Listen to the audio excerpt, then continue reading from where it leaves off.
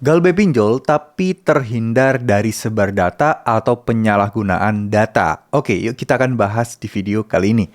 Banyak banget ya teman-teman di luar sana yang saat ini telat bayar atau gagal bayar di aplikasi pinjaman online, namun yang mereka takutkan adalah datanya tersebar. Nah, mungkin ini juga bisa karena adanya ancaman-ancaman ya, sehingga ya banyak yang tiba-tiba ketakutan nih akan datanya yang tersebar. Entah itu ancaman datanya akan disalahgunakan, datanya akan dianggap penipuan, datanya mungkin dipakai buat nipu orang lain, atau mungkin diperjualbelikan juga datanya juga bisa. Atau buat ngebobol ya aplikasi-aplikasi finansial lainnya. Nah, mungkin bagi orang awam akan takut ya jika hal ini terjadi, tapi ya kita tahu sendiri tidak ada sistem yang 100% aman. Jadi kalau untuk soal data, tentu saja ini memang resiko yang dari dulu selalu ada. Ya, cuman kalau kita berada di pinjol legal, tentu resikonya agak sedikit minim dibandingkan pinjol ilegal. Ya, karena penyalahgunaan KTP, data, dan lain sebagainya, pasti kalau pinjol legal itu pasti akan terkontrol.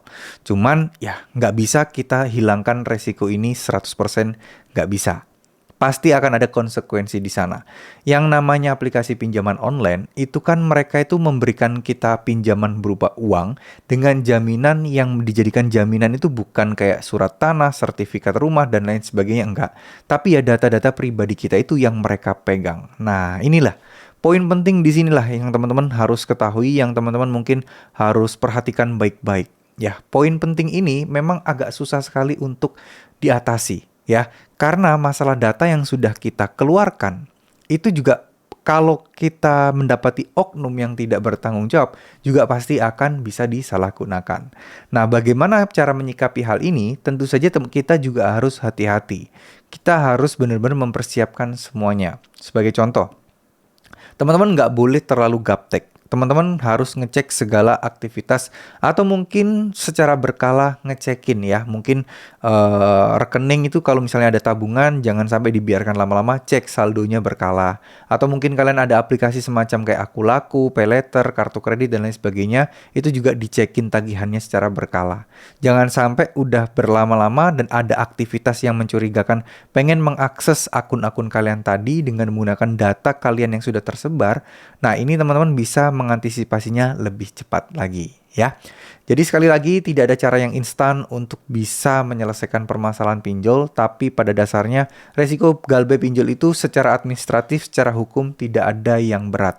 Ya, mau DC lapangan datang ke rumah, slik OJK, dan lain sebagainya, harusnya itu teman-teman masih bisa kalian atasi. Dan ini tetap ranahnya di perdata, bukan di pidana, sehingga teman-teman kalau misalnya tidak bisa bayar hutang, telat bayar hutang, insya Allah tidak akan masuk ke penjara. Ya, insya Allah masih akan dalam taraf, ya masih oke-oke aja lah. Dan sejauh ini, saya masih jarang sekali mendengar orang-orang yang gagal bayar atau telat bayar pinjol itu masuk ke penjara. Ya, atau mungkin bahkan masuk ke persidangan secara perdata pun sangat-sangat jarang mendengarnya. Jadi nggak usah takut, tetap tenang, tetap semangat. Terima kasih. Semoga teman-teman tidak melupakan yang namanya berdoa. Teruslah berdoa, karena dari doa ini hati kita akan jadi lebih tenang, hati kita juga akan lebih percaya dan yakin bahwa permasalahan ini bisa segera teratasi. Ya, amin amin ya robbal alamin.